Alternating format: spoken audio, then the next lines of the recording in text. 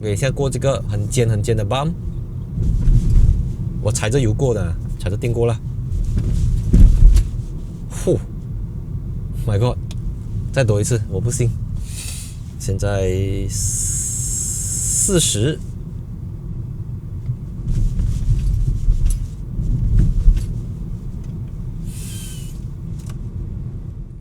久等了，今天终于能够来试驾这一台最新的 Tesla Model Y。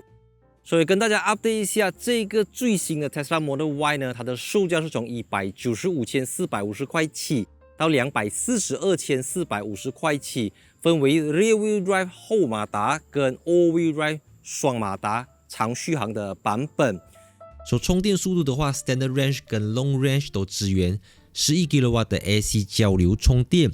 然后快充的话 ，Standard Range 是170 kW DC，Long Range 是250 kW 的 DC。所以如果是250 kW DC 的 Tesla Supercharger， 截至目前是1块1毛9 per kWh。那外面一般120到180 kW DC 都要1块6 per kWh。所以我今天试驾的这一台呢，就是搭配了这个价值11000块的 Ultra Red 配色，还有要给多1万块选配的20寸轮圈，标配是19寸。所以长续航的呢，它的 WLTP 标准是 up to 551公里，而且新的 Model Y 呢，就将风阻系数从 0.23 CD 降低到 0.22 CD， 然后在多方面去提升它的续航力，在不改变电池大小的情况下，这个就是一门学问，这个就是一门功夫。所以影片开始之前，记得加入我的 YouTube 会员，然后 follow 我的 Facebook 和 Instagram，and let's go。Tesla Model Y 在全球的主要产地是 Gigafactory Shanghai、Gigafactory Berlin 跟 Gigafactory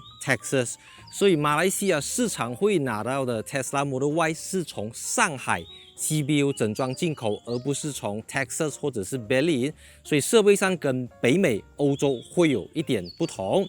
然后我记得在中国的话呢，它的 Model Y 这边是有 Tesla 那个 T 的 logo 哦，那马来西亚的是没有 Tesla 的 logo 哦，所以这边就是一个更加简洁的贯穿式车头灯，然后它是一个 Daytime Running Light 日间行车灯，它不是大灯，因为大灯是这一块 ，OK， 这是现在时下非常流行的，因为大灯是你要照路的时候晚上它才会打开，白天的时候你可以看得到车子，就增添多了一份辨识度这样子。然后再来的话，这边它有这个 Air Curtain 可以去改善它的空气力学等等。然后在车牌板的下面这边呢，它多了这个镜头，这个是在改款前没有的。那再来这个前镜头还有 Auto Wash 喷雾清洗的功能，只需要在这边按一下，它就会进入冲洗模式。所以现在不管是大马达、双马达的 Model Y 都有8个镜头，多了一个 Front Camera，which is Model 3 Facelift 没有这个东西。然后再来它的这个 Front 卡，现在里面是多了一个排水孔这样子，所以你可以放 Ice Bucket， 你可以在里面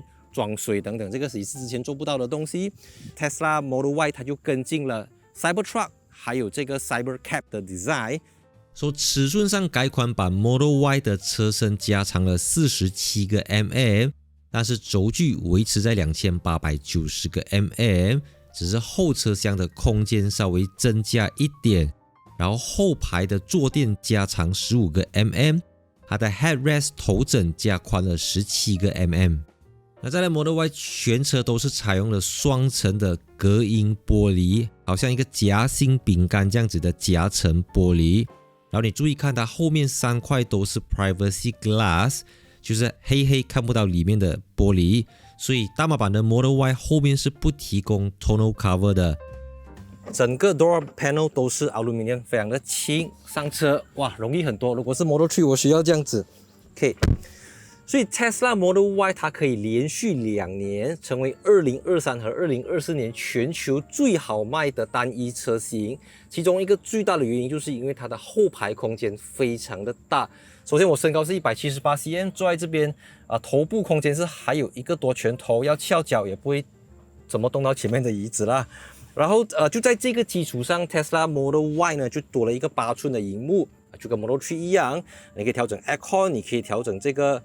椅子 OK， 然后你可以看 Netflix、YouTube 等等，这个可以玩 game， 但我不建议你玩 game 啦，如果你孩子还很小的话。Of course， 这个新的 Model Y 呢，它最大的一个升级就是它采用了电动的座椅，所以你看到这边有一个 button， 我们通常会讲几段嘛，1段、2段、3段这样子，它是可以电动调整到整个是平，然后你要它回去都可以。OK， 然后你叫它停它就停这样子，所以这个电动的 reclining seat 呢是这一次升级最大的一个改变。这边同样给你2个 cup holder 这样子，还有2个 USB Type C 的接口。那新版 Model Y 的3个 USB-C up to 42 瓦，2个 USB-C up to 65瓦，我用来 charge 我的 MacBook Pro M3 是没有问题的。我觉得 Model Y 载东西，你要在后面睡觉等等，我觉得这是一个非常非常好用的空间。然后跟 Model 3一样，如果你要从黑色座椅选配成为白色，5000块你就可以 upgrade 成为白色。那我不确定对你来讲白色算不算 upgrade 啦，对我来讲是啦。在过去的2024年1年里面 ，Tesla 就一共进行了11次重大的 over-the-air 升级，为车子增添了超过90项的功能。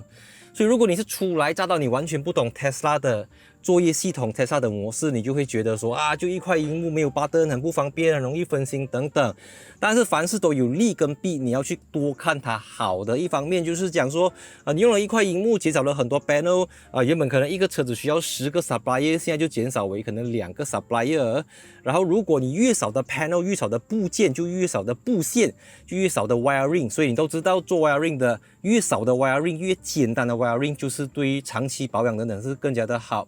包括作为一个改款版，它就用了新的跟 Model 3 Facelift 一样的方向盘，只是说它就把方向灯放回来，你可以用这个 logo， 然后上面是这个 Hazard Light Double Signal， 然后里面的东西就一样有这个 Netflix、YouTube、Instagram。没有 Instagram，sorry， 可以玩 game 等等。然后重点不是 Tesla 里面有什么功能，重点就是它支援 Internet， 所以什么东西不对，它会马上去修改它；什么东西有 bug， 它会马上去分为 update， 你 download 了下载就可以去使用它。然后内建地图不支援 Apple CarPlay， 不支援 Android Auto， 不过它有 Google Base 的这个地图，所以你可以去输入目的之后，你知道你到那边还剩多少 % 的电量准了所以这个是别的对手可能给不到你的东西啦。再来，新版 Model Y 的冷气也比 Model 3多了这个 Swing 的功能，你可以自动左右来回，好像你家里的 stand fan 给它转这样子。Alright， so 今天终于能够来到 Tesla Cyberjaya 的 Experience Center 试驾这个最新的 Tesla Model Y，代号叫 Juniper 的 Model Y Facelift。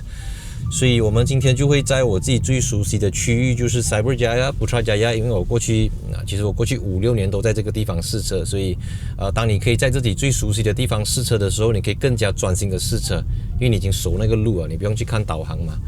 所以这一次来试驾 Model Y 我其实可以用2个角度来介绍它一个就是介绍一台新车的角度来介绍它，另外一个就是可能大家最好奇的就是作为一个 Tesla Model 3的车主的角度来试驾它，因为对于完全不熟悉 Tesla 的朋友，你真的是要从头讲过的啦荧幕啦，没有button啦这些东西。我相信你点进这支 video 看，你想要知道的是更多。作为一个车主，因为像之前这个车子出来的时候，我就一直在网上跟大家说，我是开玩笑的讲啦。很多人每个人问我，你Model 3卖了啊？我真的是开玩笑的讲，因为。但是又不可以讲是完全开玩笑啦，因为我确实有这个需求。就像 Model 3已经成为了我大部分每一天载孩子去上学的车子，但是我又每次很讨厌放car seat进去 Model 3，因为那个车顶太低了，每次会卡到这样子。然后我小孩子最近要载脚车 scooter 什么，所以 Model 3不是不可以载，可是就是那个 boot space 不够我用，懂吗？脚车要很辛苦才可以挤进去 ，Model Y 就没有这个问题啦。OK， 所以我们回到来 Model Y 的驾驶体验，加速。非常熟悉的味道，因为我一开始最早的时候，我是先试驾 Model Y 红色那一台啦，然后后来我就买了 Model 3嘛，然后到后来我有机会再驾回 Model Y 的时候，我就觉得浑身不自在因为你从 Model 3 Facelift 跳回 Model Y Pre Facelift， 你会觉得车子的 vibration 很严重，就是怎么讲，它就不像 Model 3那么 fine 啦，那么 refine 啦。可是刚才我才从 Cyberjaya 出来到这个 Traffic Light， 我就能够 feel 到。它完全就是在 Model 3 Facelift 的基础上把车子加高上来，然后我刚才这样加速，你看到我其实是用这 Chill Mode 啦 ，which is 我用了1年的 Model 3，我都没有离开过 Chill Mode， 因为我根本不需要嘛，一整年我没有去过 Standard Mode 啊。偶尔有时候一些车子在我后面很讨厌啊，闪我高灯啊，我想要快点摆脱它，我就会去到Standard Mode 啦。But 你看我要按button，你看我已经习惯了没有这个抖哥了，他给我，反正我还要去找他在哪里啊？这样打 ，OK 回来，就是幸福回来到太突然了。OK， 所以我们现在就去 Standard Mode 啦。Alright, as usual。而我试驾的这一台，它不是那个有 acceleration boost 的叫什么 Launch Series 啊？因为 Launch Series 它可以将0到100从 4.8 秒缩短 0.5 秒到 4.3 秒，所以接下来4月底到5月初拿到新车的马来西亚车主，通常应该都是 Launch Series 可以拿到 4.3 秒的啦。把你后来买的，就是从6、7月开始拿车的，它就是回到这个 Non-Launch Series， 它就是 4.8 秒。我们现在 4.8 秒的 Standard 加速。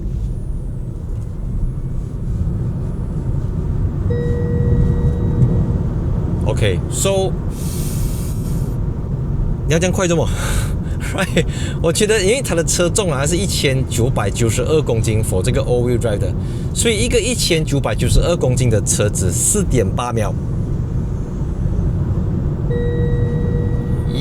我觉得你还需要再更快吗？见仁见智啦 ，OK。如果你要再更快，可能你再等一等，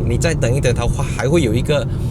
performance version 的 Tesla Model Y。然后我这一次发现到有一个比较特别的，就是它多了一个叫做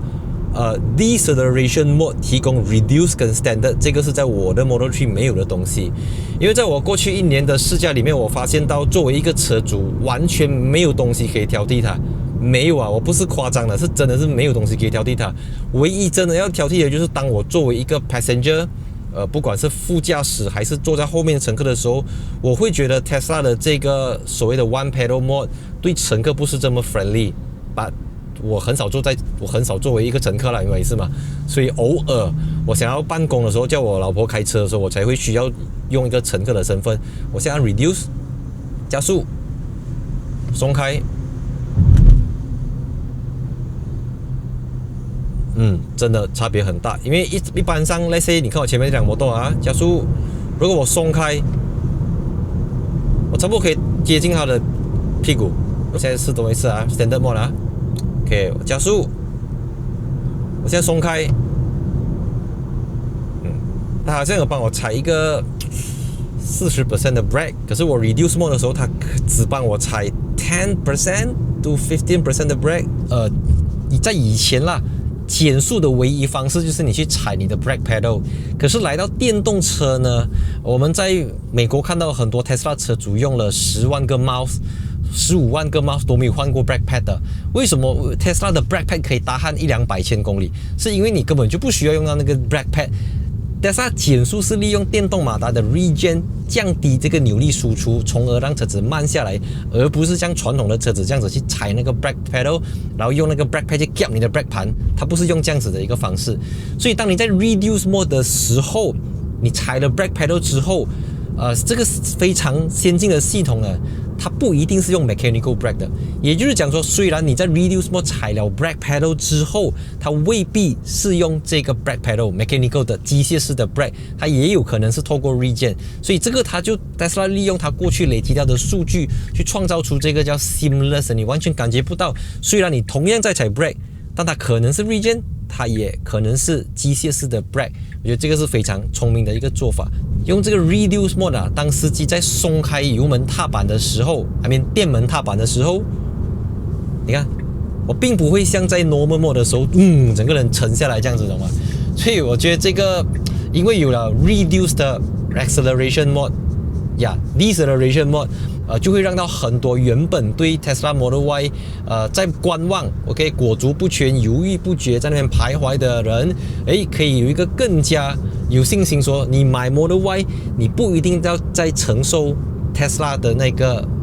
One Pedal Mode， 所以我们就来到它的 Ride Quality 了。因为我们在之前发布会的时候，我们都知道这个 Tesla Model Y Wind Noise 是降低了20%，然后 Road Noise 降低了22%，然后它的 Suspension Absorb Vibration 啊，它吸收震动也提升了51%，然后这个51%它并不是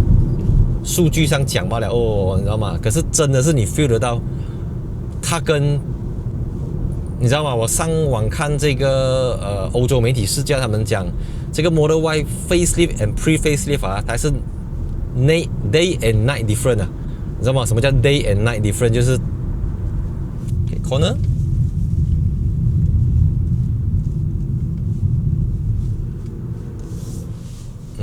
well balance。所以其实刚才在开车的时候呢，我就是觉得我好像在开一个更加高、离地间隙更高、更长、更重的这个 Tesla Model 3。但来到后座啊，我就觉得它跟 Model 3是两台完完全全不同的车子。首先就是它多了很多的 headroom 啊。那 Model 3呢的后排我这个身高的坐在后面啊，真的会你知道吗？很有压迫感，那我必须要做到更斜，那这个我就可以做到直，我整个人停到直，这边都还有位。然后我知道很多人要讲啊，全景式玻璃车顶很热，但这个新的 Model Y 呢，它已经用了能够反射多7倍的这个太阳能。就像我之前介绍丁的那一集影片，我有讲到啊。有时候这种车里面会够不够，它是累积的，所以不是讲你装了丁的，或者是你有隔热膜，车里面就不会。你暴晒了2个小时进去车里面凉，这是不可能的，因为它是一直储存的。我讲的是，当你上车开了 Aircon 之后，就是热风持续进来的速度降低，就让你的 Aircon 更快冷，所以你的 Aircon 更快冷，也就代表你的这个用的电量就越低啦，就越省电这样子的意思啦。而且可能你会觉得啊，玻璃是不是不耐啊等等，其实这个玻璃啊，它可以承受的这个耐力是比一般的铁还要更加的坚固啦。所以这个你上网看就找到很多关于 Tesla 的车顶，你随便去 Google 打啦 ，Tesla 车顶可以承受多少公斤的这个重量。所以当然这一次的这个 Model Y 的 Rear Wheel Drive 就是后马达的跟双马达的价钱相差蛮远一下的啦，我没有记错是有一个4-5万的 gap 在那边。然后续航里程就是从400多到551 WLTP。那我们讲到续航里程也是一个很关键的，所以我们知道现在2025年以一个接近2900 Nm 轴距的对手 Model Y 的主要对手就是小鹏的 G6 跟 BYD 的 Sea Lion 7 right。 所以以续航里程来讲，小鹏 G6 的它只有单马达啦，小鹏 G6 单马达Long range 那个是可以去到570公里 WLTP， 那 Sea Lion 7 NEDC 才500多吧，更不用你看到 NEDC 500多 WLTP 你就不用想了啦，肯定是 below that 的啦。你永远都知道一件事情，就是你真正要看就是看它1个 kWh 的电能够走多少公里，它的 consumption 啊，就像我们讲汽油车，我1个 liter 可以走15公里，哇，很省油；我1个 liter 只可以走9公里，哇，不省油。你要有一个概念说，要怎样来衡量一台电动车的总续航里程？这些数据真的是供你参考，even 是非常准到没有朋友的 Tesla， 你都还是要打一个折扣，你都还是要做一个 buffer。我们看这台 Model Y All-Wheel Drive Long Range 的它的电池大小是78 kWh， 所以 usable 是75 kWh， 所以根据 Tesla 官方给的 consumption， 它是1个 kWh 能够行驶大概 6.5 公里。Right， 所以我们拿75 kWh 乘以 6.5 公里得出来的大概是480到490公里，就是你充到 100% 会拿得到的这个续航里程。所以刚才我一上车的时候刚好是充到80，系统就显示可以行驶388公里 which is 相当的 max sense， 因为你不能够拿 Model 3来跟它比， Model 3 All-Wheel Drive 充满18寸的是大概550公里左右， I mean 系统是用 EPA 啦，我的意思是它这个新的 Tesla Model Y， 它把这个 drag coefficient 从 0.23 CD 降低到 0.22 CD， 什么概念啊？什么概念 ？OK， 什么是0.22 CD？I don't understand。你跟我讲这些这么technical的东西，这么我要跟你讲的是 0.22 CD 是 Porsche Taycan 的风阻系数 ，OK？Porsche Taycan 啊，不是 Porsche Macan 啊 ，Porsche Taycan 是一个4门 GT 这样子的概念，所以每降低0.01个 CD 就能够为车子提升多15到20公里的续航里程 ，right？你去市面上看它的同级对手，可能什么0.25 CD 也有啦，0.26也有啦，0.27也有啊。所以当我们看到 Model Y 的前脸设计到这样子的时候，